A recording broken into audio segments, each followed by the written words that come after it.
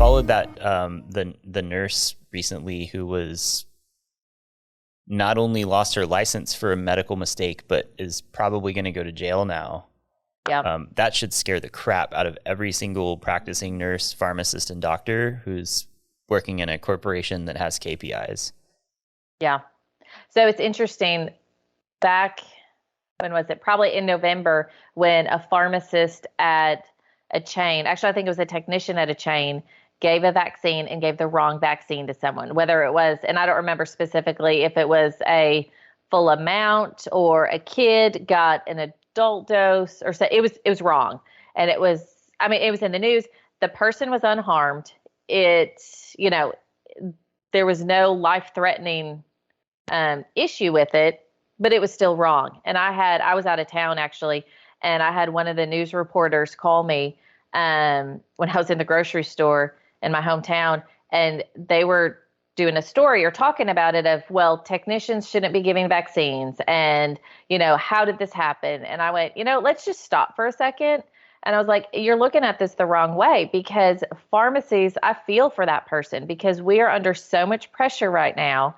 And the pace of a pharmacy, I was like, it's an honest mistake. And the person, I'm sure, felt horrible. And this is why it happened, because all of the stuff around and all of the work environment is not supportive to make, to be able to be infallible. And people are human. And I was like, we don't need to, put this person as a villain, because it was an honest mistake and it can happen. And that was one story, but the reporter on that hadn't thought about it like that. And so I was able to change the narrative there of, that's amazing. It's not this person's fault. Yeah. And so, no, I've seen that, and I'm just horrified by it, because it is, when there's steps in the process and they all break down, we can't be, and that should scare everyone, because you are told if you make a mistake, you need to own up to it so we can figure out where the mistake is in the process. Yeah. And I don't like following the news, because it's like they take everything and make it a modern day witch trial. Well, this one with this nurse, it really kind of is, right? It was a failure. It was a systemic failure. And the worst part now is she self-reported, right? So she self-reported, knowing full well that she made a mistake that killed a patient, knew that it would probably cost her nursing license, but did the right thing anyway. And now she's going to go to jail. Yeah. The end result of that is people will stop self-reporting, right? Yep. Like now it's going to be every man for himself. Don't report any mistakes, even if they're small. And if you're working at Walgreens or CVS right now and you worked a 12-hour shift with no breaks and you filled 800 prescriptions. I worked at Walgreens. I had misfills.